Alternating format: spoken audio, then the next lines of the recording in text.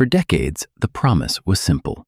If you secured a white-collar corporate role, performed consistently, and avoided visible mistakes, you would be safe. Not rich, not powerful, but safe.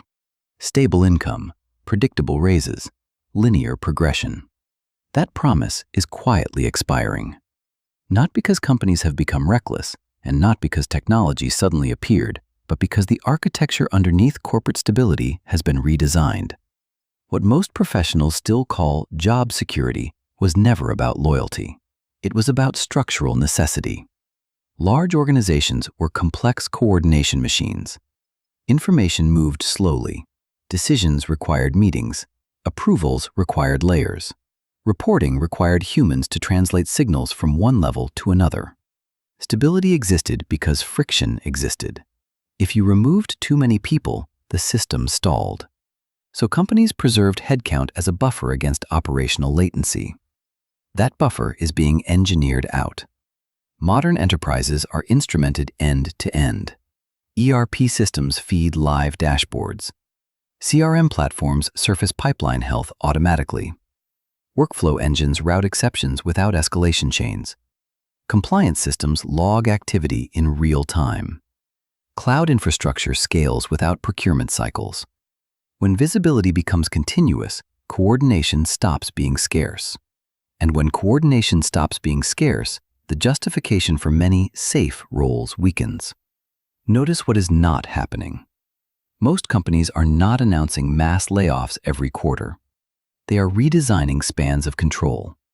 A director who once oversaw 6 managers now oversees 12. A finance team that once reconciled reports manually now reviews automated outputs. A procurement group that negotiated routine renewals now focuses only on high-variance contracts. Headcount does not always collapse dramatically. It compresses quietly. This is why the myth of stability persists. The title remains. The email signature looks intact. The paycheck still arrives. But the structural leverage behind the role declines.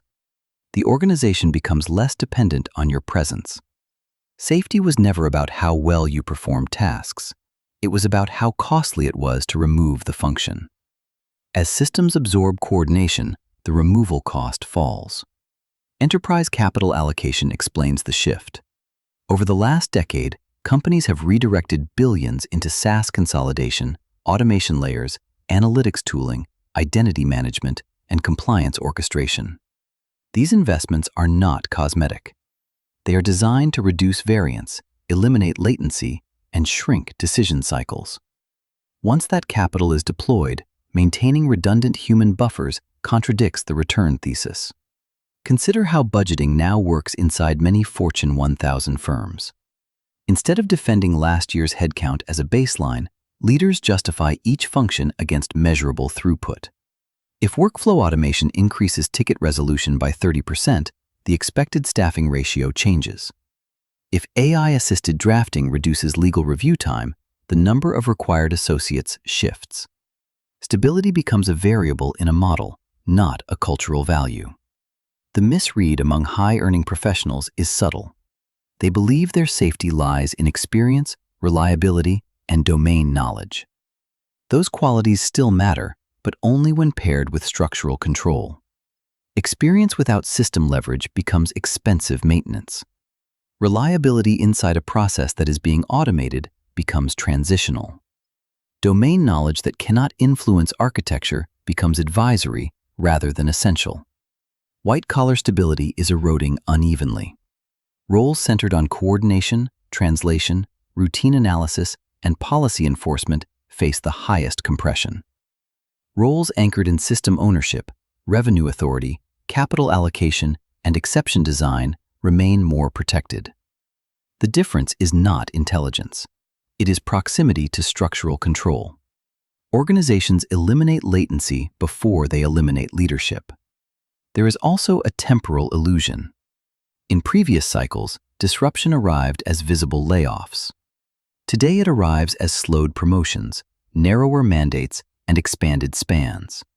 Single-digit compensation growth traps you well before your title disappears. By the time overt risk becomes visible, leverage has already migrated elsewhere in the system. For professionals earning between $100,000 and $150,000 in the United States, this matters disproportionately. That salary band historically benefited from managerial layers and coordination overhead. It represented the middle of the white-collar pyramid. As pyramids flatten into platforms, the middle narrows. Not catastrophically, but persistently. That recognition changes behavior inside firms. Hiring slows before headlines appear. Projects are prioritized through capital efficiency screens. Internal mobility tightens. The surface looks calm, yet dependency ratios are recalculated continuously beneath formal organizational charts. None of this implies that corporate careers are obsolete. Large enterprises still require governance, strategy, negotiation, and complex judgment. But safety no longer comes from occupying a seat within a hierarchy. It comes from influencing the architecture that hierarchy runs on. That is why danger feels invisible until budgets harden and options vanish. If your role can be measured purely by throughput, it can be optimized. If it can be optimized, it can be resized. The practical implication is not panic. It is recalibration. Evaluate whether your value is tied to performing within a process or shaping the process itself. Ask whether you own the operating constraints or merely comply with them. Assess whether you control metrics that affect capital deployment or simply report them. Determine whether removing your role would stall a system or just redistribute workload and increase quiet burnout elsewhere. The end of safe corporate roles is not a dramatic collapse. It is a gradual withdrawal of structural dependency. Companies are not targeting individuals, they are targeting friction. And as friction declines, inherited stability declines with it. The professionals who adapt will not chase every new tool or certification. They will move closer to decision rights, budget authority, data definitions, and system design. They will understand how automation layers alter power distribution. They will position themselves where removal increases risk rather than reduces cost. Stability was once a byproduct of complexity. In an era where complexity is being instrumented and compressed, safety must be constructed deliberately.